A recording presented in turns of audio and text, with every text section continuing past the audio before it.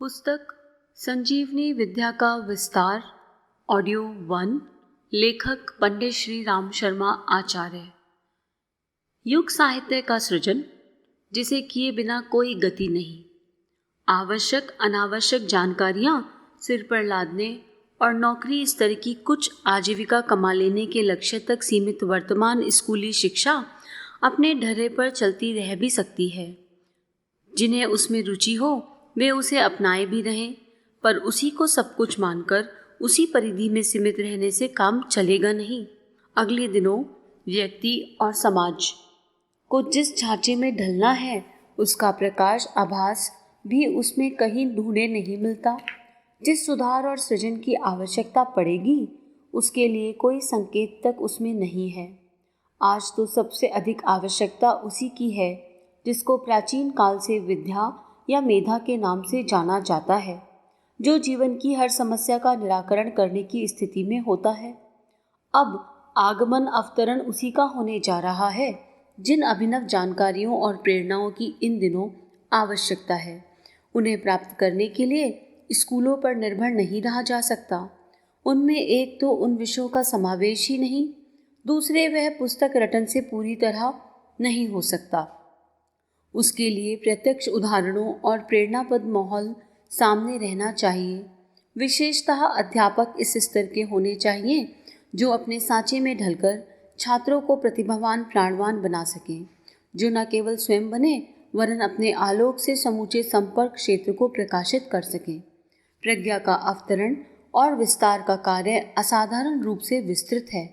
उसे शिक्षित अशिक्षित, नर नारी, बाल वृद्ध, स्वस्थ रोगी सभी को अवगत कराया जाना है। भाषाओं की छोटी छोटी परिधि में बटे हुए इस संसार में रहने वाले 600 करोड़ मनुष्यों का एक प्रकार से युग चेतना तंत्र के अंतर्गत प्रशिक्षण किया जाना है। यह योजना इतनी बड़ी होगी कि उसे पूरी करने में कम से कम 100 वर्ष का समय और अरबों खरबों जितना धन जुटाना पड़ेगा। अध्यापक भर्ती और प्रशिक्षित करने पड़ेंगे सो अलग। इसलिए युग शिक्षा का स्वरूप उन आधारों को अपनाते हुए विनिर्मित करना पड़ेगा जो आज की परिस्थितियों में इन्हीं दिनों कर सकना संभव हो। बड़े प्रयासों की प्रतीक्षा में रुके रहने की अपेक्षा यही उपयुक्त समझा गया कि वर्तमान परिस्थितियों में अपने छोटे साधनों से जो संभव हो उसे तुरंत आरंभ किया जाए और लोगों को देखने दिया जाए कि आरंभ का प्रतिफल किस रूप में उपलब्ध हो रहा है। बात यदि वजनदार होगी तो लोग अपनाएंगे भी। प्रचलित शिक्षा प्रणाली किसी हद तक अपना अस्तित्व बनाए भी रह सकती है, पर उसकी आड़ में युग शिक्षण को रोका नहीं जा सकता। युग शिक्षण में यह विषय आवश्यक हैं: 1. व्यक्तित्व का समग्र विकास परिष्कार। 2. समाज संरचना और उसके साथ जुड़े हुए प्रचलनों का नव निर्धारण। 3. अर्थव्यवस्था। 4. सुलभ आजीविका कैसे उपलब्ध हो। 5. मनुष्य के चिंतन, चरित्र और व्यवहार में शालीनता का समावेश किस प्रकार बढ़ता चले। 6. परिवारों की वर्तमान संरचना में क्या सुधार परिवर्तन किया जाए। 7. शारीरिक और मानसिक रुग्णता से सुनिश्चित छुटकारा किस प्रकार मिले। 8. अवांछनीयता से किस प्रकार निपटा जाए। 9. अब की अपेक्षा कई सुखद और सरल परिस्थितियों का निर्धारण कैसे किया जाए। 10. सहकारिता और सद्भावना का क्षेत्र कैसे बढ़े। 11. तत्वदर्शन क्षेत्र में परिष्कार विरोधी मान्यताओं का समीकरण कैसे किया जाए। 12.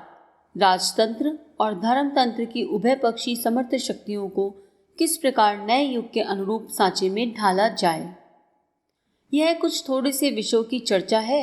इन्हीं विषयों में से प्रत्येक की अनेक शाखाएं प्रशाखाएं फूटती हैं और वे अपने आप को एक स्वतंत्र विषय घोषित करती हैं।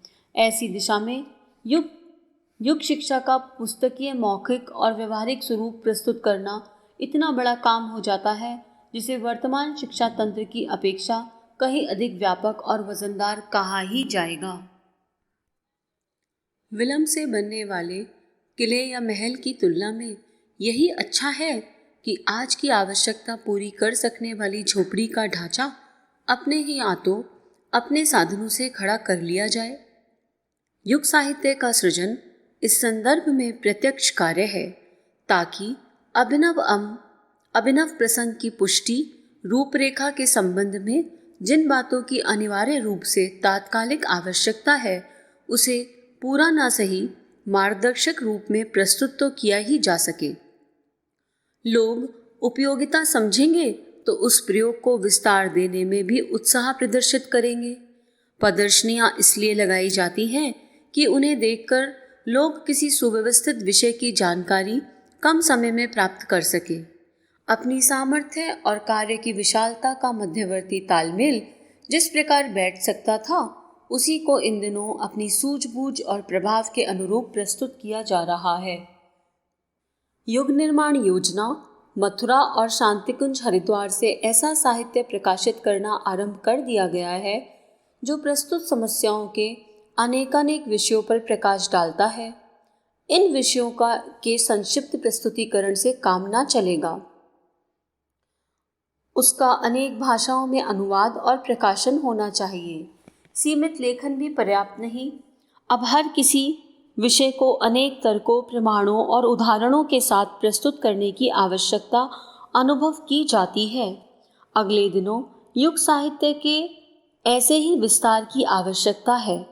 बिना किसी प्रतीक्षा के वर्तमान साधनों से उसका शुभारंभ कर दिया गया है। आशा यह रखी गई है कि रोपा गया अंकुर अगले दिनों वट वृक्ष जैसा विशाल कलेवर धारण करेगा। इस कार्यक्रम में कितनी ही कठिनाइयां हैं।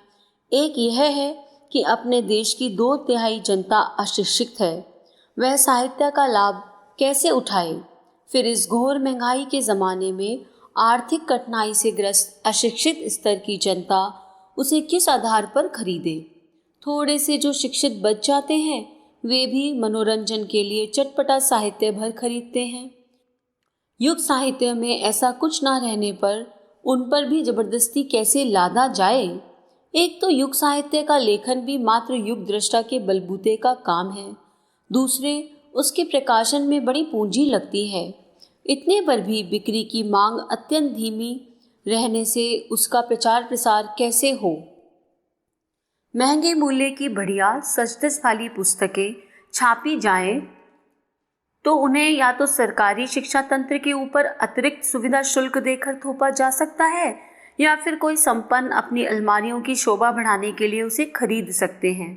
यह समूची विडंबना भी ऐसी है जिसके कारण लेखन, प्रकाशन, मुद्रण, विक्रय आदि सभी ओर से अवरोध खड़े हो जाते हैं।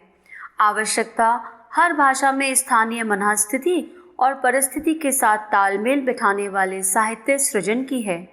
कठिन और असंभव दिखने वाले इस माध्यम को सर्वत्र निराशा दिख पड़े पर इन्हीं दिनों आरंभ भी कर दिया गया है। अगला अध्याय 1,00,000 अध्यापकों द्वारा विद्या विस्तार का श्री गणेश। युग साहित्य के विक्रय को महत्व न देते हुए सोचा गया है कि उसे हर शिक्षित को पढ़ाने और हर अशिक्षित को सुनाने की ऐसी योजना अपनाई जाए जो अन्यत्र कदाचित ही कहीं और क्रियान्वित होती देखी जाती है। युग शिल्पियों में से प्रत्येक को कहा गया है कि वे न्यूनतम 20 पैसा नित्य का अंशदान और 2 घंटे का समयदान प्रस्तुत गान यज्ञ के लिए नियमित रूप से दें। इस पैसे से हर महीने नया छपने वाला साहित्य खरीदते रहें। उसे स्वयं तो पढ़े ही, परिवार वालों को तो पढ़ाएं या सुनाएं ही। झोला पुस्तकालय योजना के अंतर्गत अपने परिचय क्षेत्र में शिक्षितों से संपर्क साधें और युग साहित्य बिना मूल्य घर बैठे पहुंचाने, पढ़ लेने पर वापस लेने एवं अगली पुस्तक पढ़ने के लिए देने का क्रम चलाएं। यह सिलसिला सदा सर्वदा चला रह सकता है। पढ़ने वाला बिना पढ़ो को सुनाता भी रह सकता है। 2 ऐसे व्यक्ति साथ जुड़े तो 100 शिक्षित सदस्यों को पढ़ाकर 200 बिना पढ़ो को सुनाकर 300 की एक मंडली बना सकते हैं। उसका सुसंतुलन एक युग शिल्पी के 20 पैसे नित्य और 2 घंटे समयदान के माध्यम से बिना किसी कठिनाई के गतिशील रह सकता है।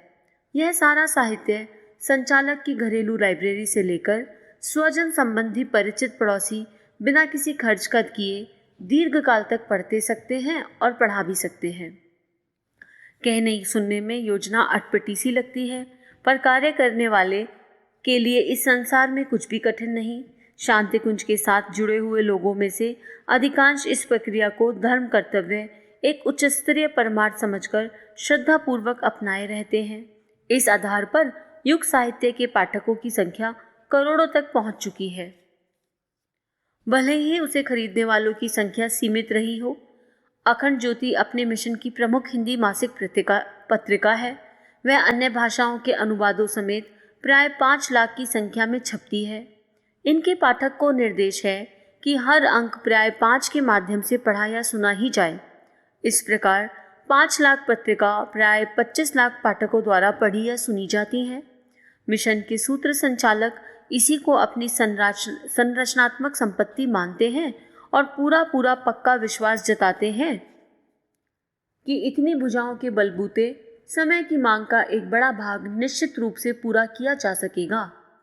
प्राचीन काल के विद्या विस्तारक न केवल छात्रों को पढ़ाकर छुटकारा पा जाते थे, वरन उन्हें ढूंढने, इकट्ठा करने, उत्साह भरने के कार्य दूसरों की सहायता की अपेक्षा किए बिना भी अपने बलबूते ही कर लेते थे। साधनों की, सहयोग की अपेक्षा तो हर काम में रहती है। विद्या विस्तार में उसके बिना ही काम चल जाए, यह नहीं हो सकता।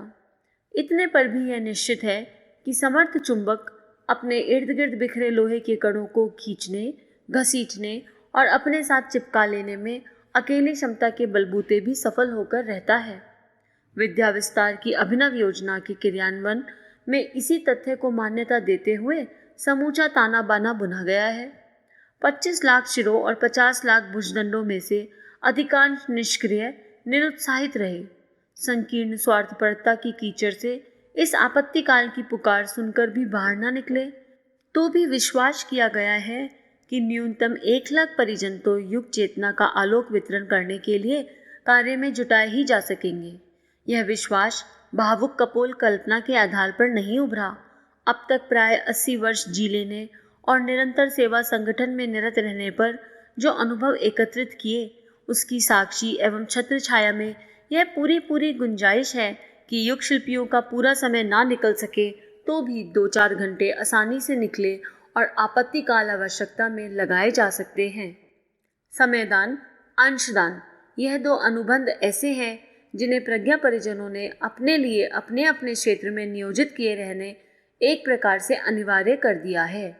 भावना शून्य निष्ठुरों की संकीर्णता की इतनी बोझिल भावना शून्य निष्ठुरों की संकीर्णता ही इतनी बोझिल रहती है कि उसके रहते व्यवस्था अभावग्रस्ता का बना बनाया गड़ा गड़ाया बहाना सदा सर्वदा एक रस बना रहता है। उन पर दूसरों को हड़पने भर की आविश छाई रहती है। अपना देना तो मानो वज्रपात की तरह असहा हो गया है।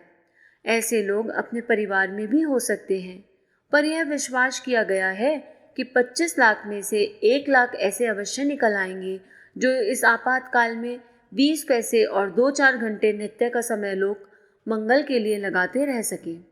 यह समय और पैसा अपने ही संपर्क क्षेत्र के विद्या विस्तार में खर्च किया जाना है। किसी अन्य को देने की आवश्यकता नहीं है। अपने हाथों अपना समय और पैसा खर्च करने में इस बात की आशंका नहीं रह जाती कि कोई ठग तो नहीं रहा है। सेवा साधना का यह क्रम अपनाकर आरंभ से ही 1 लाख अध्यापक प्रति 100 के हिसाब से 1 करोड़ छात्रों से संपर्क साधने और उन्हें नवयुग के अनुरूप प्रेरणा देने में समर्थ हो सकेंगे। यदि आशा से अधिक परिणाम निकलने आरंभ हो गए तो 5 लाख परिजन 5 करोड़ को भी झकझोरने, हिलाने, घसीटने और उठाकर खड़ा कर देने में समर्थ हो सकते हैं। यही बात यदि संपर्क क्षेत्र के वर्तमान 25 लाख परिजनों तक लागू होने लगे तो समझना चाहिए कि 25 करोड़ को विद्यादान प्राप्त करने का सिलसिला चल पड़ा। अपने घर परिवार की परिधि के भीतर क्या हो सकता है, यह अनुमान लगाते हुए यह सब सोचा जा रहा है, पर इतना ही छोटा अनुबंध बना रहे यह संभव नहीं। जब चोर उचक्के, नशेबाज, गुंडे, उच्च श्रृंखलक, व्यभिचारी अपने अपने संपर्क में कितनों को ही नए सिरे से प्रभावित करते और साथी सहयोगी बनाते देखे गए हैं, तो कोई कारण नहीं कि उच्च दृश्यों पर सच्चे मन से निष्ठा रखने वाले, चिंतन को क्रिया के साथ जोड़ने वाले यदि उमंगों में लहराने लगे तो अपने जैसे अनेकों को खींच घसीट ना सके, परिवार को बढ़ा ना सके। प्रज्ञा परिजनों को 1 से 5, 5 से 25, 25 से 125 बनाने के लिए प्रयत्नशील होने के लिए पूरी तरह उकसाया गया है। 1 से 5 की गुणन प्रक्रिया यदि सचमुच पिल पड़े तो 4-5 छलांगों में ही देश की 80 करोड़ जनता को सृजन चेतना से अनुप्राणित किया जा सकता है। चूंकि अपना आंदोलन सार्वजनीन, सार्वभौम, सभी जातियों और सभी मान्यता वालों के लिए समान रूप से खुला है, तो किसी संकुचित क्षेत्र तक सीमित रहने की